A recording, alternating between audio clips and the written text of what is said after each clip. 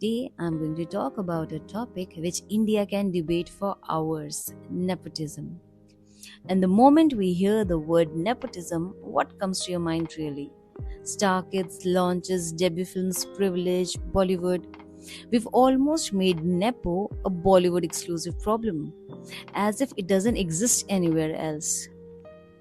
We've treated it like a virus that only exists in film studios. We act like the rest of the country is running on pure 100% merit. When a superstar helps their own child, you say it's a crime and call for boycott. When your driver requests you to hire his brother as his replacement, you do it out of kindness. You call it helping a family. Why is family loyalty a virtue for the poor but a sin for the rich? Imagine you've worked at a company for 20 years. You're retiring tomorrow. Your boss asks you, "Do you know anyone reliable to take your place?" And all you can think of is about your son who is unemployed, hardworking, and needs that break. A stranger across town has a slightly better CV. But who do you recommend? If you choose your own son or daughter, congratulations, you are a part of the problem. Or maybe you're just human. If you have ever used a contact to get a discount, a job, or school and college admission, you are part of the exact same club you claim to hate. The real everyday nepotism is happening right next to us, quietly, casually, so normally that we barely even notice it anymore. A few days ago, I was standing in a billing queue at a mall. The group in front of me was tearing apart a star kid. She has no talent, she stole that role, is disgusting, and literally, 10 seconds later, one of them turns to his friend and says, "Bro, my cousin is looking for a job. Can you just push your CV to your boss directly?" That contradiction hit me. He wanted the shortcut, he wanted the privilege, and that is the crux of the problem. We despise nepotism when we watch it on our screens, but we practice it the moment we need a job, a discount, or a favor from someone. That's what led me to this episode. Not to judge, but to understand where we draw the line and why this conversation is more about us than about the star kids. But why does it exist everywhere? Because trust is the ultimate insurance policy. Hiring a stranger is a gamble. Hiring a known entity like a relative or a friend's son feels safer. We are wired to protect our kin. To ask a parent not to help their child is to ask them to go against their own DNA. So, why do we attack only film stars and why not a doctor or a CEO? I'll tell you why. It's not about talent. There are two reasons. First, the democracy illusion. We confuse public figure with public property. We think because we buy a ticket, we get a vote. But a production house is a private business, just like a shop. If a shopkeeper hands his keys to his son, nobody protests. You say it's his shop, uska beta hai, obviously it's his risk. So why is a producer different? It's his money. That is his business, not a crime against democracy. Reason number two, the envy of ease. This is the darker truth. Nobody creates a hashtag when a CEO's son inherits the company. Why? Because that life looks very boring. It's spreadsheets, meetings, stress. But the life of a star, even if you don't want to be an actor, you see the lifestyle. The red carpets, the travel, the adoration, they might get the maximum reward for what looks like the minimum struggle. We grind for years to just get a promotion and salary hike. Watching them get the world handed to them on a platter, that triggers a primal sense of unfairness. We don't hate them because they are bad actors, but we hate them because they are standing at the summit without ever having to climb the mountain. So, nepotism didn't really start on a film set, it's everywhere. I am about to share a few more everyday examples you'll definitely recognize. In corporate offices, managers bring in old colleagues for roles without a proper hiring process.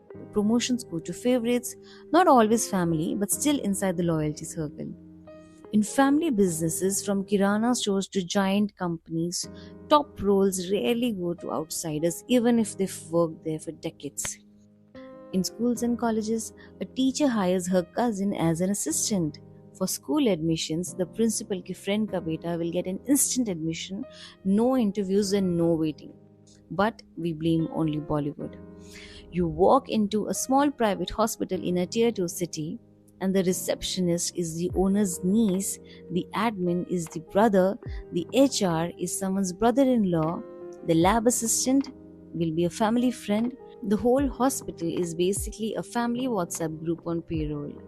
In politics, entire systems begin to function like family enterprises, passed down rather than earned, and we call it legacy. In sports, kids of coaches get the extra attention, extra chances, and magically appear in the final selections. In the media, editors hire nephews, anchors bring in cousins, and in the influencer world, brand deals and opportunities often circulate within closed networks instead of reaching the most deserving voices. And yet, we only scream about the star kids. Nepotism isn't a star kid issue, it's a mindset issue. To widen the lens, I reached out to a few friends and I asked them to share the simplest form of example where they see nepotism. Here's what they shared. Starting off with Megha, she is a seasoned marketing expert with more than 16 years of work experience with top digital agencies. She's also a founder of a brand celebrating handmade artistry by wives of soldiers in the olive green. Let's hear her take.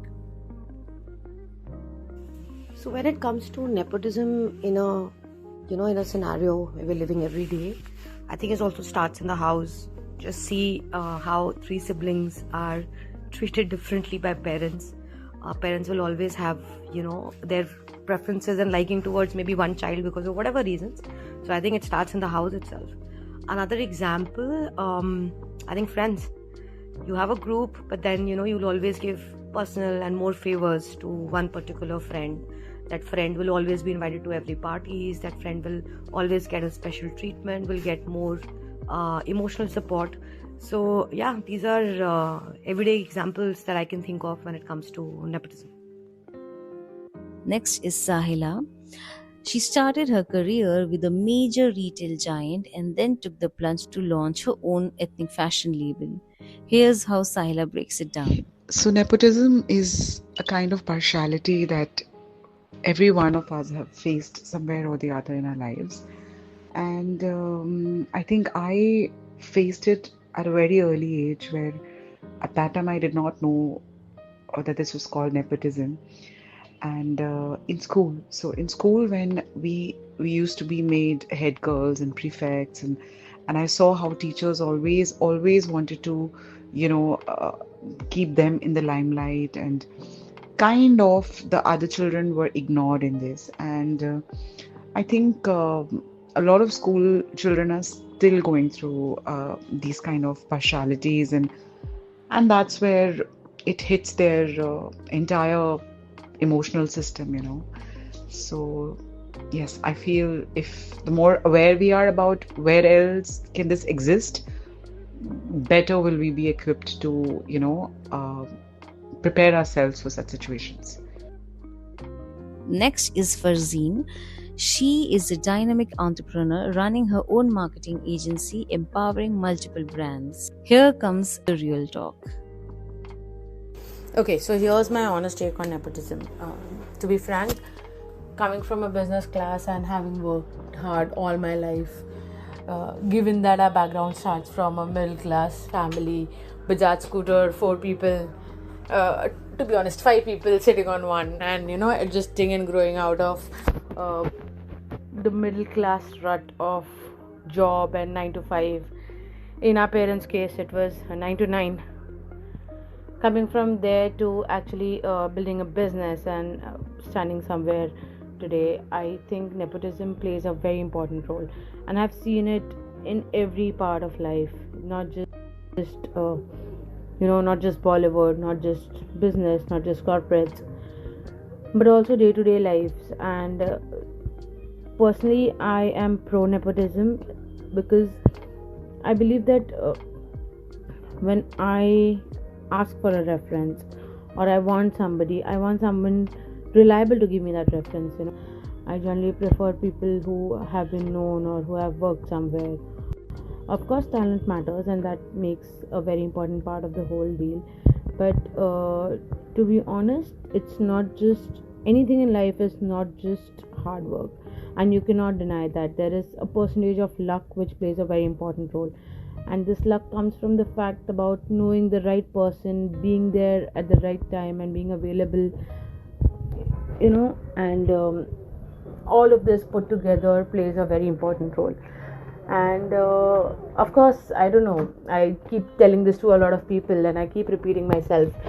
I'm sure that today Ambanis and Adanis have built the $1 million businesses, millions and $1 billion businesses, not for us, not for people like you and me, not for my kids or for my next 10 generations. They have, of course, built it for their family, and vice versa. Whatever I am making out of my life, I am not going to just pick it up and give it away, or give away that opportunity to someone who is a stranger to me or who I don't know to. I would want to give it to my kids, of course, otherwise someone who I know and who is worthy of it, not just let it die with me.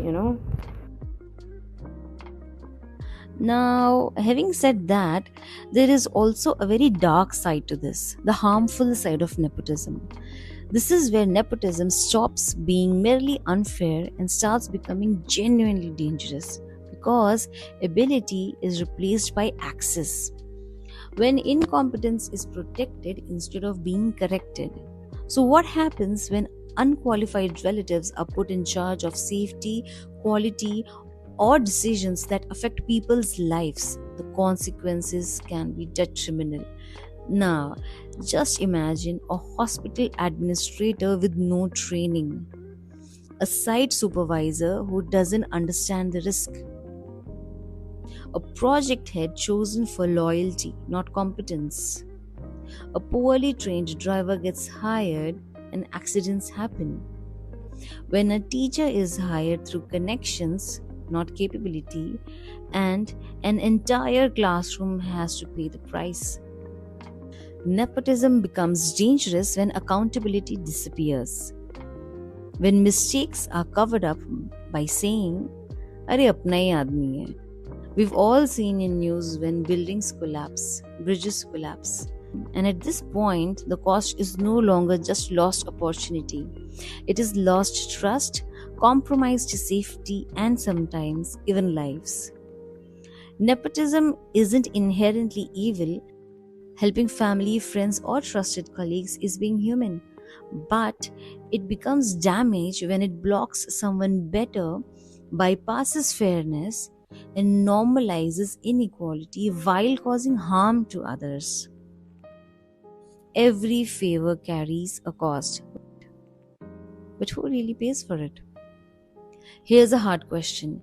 Many say ये film industry वाले तो सब ऐसे ही लोग हैं, and then they spend the next half an hour dissecting celebrities over dinner.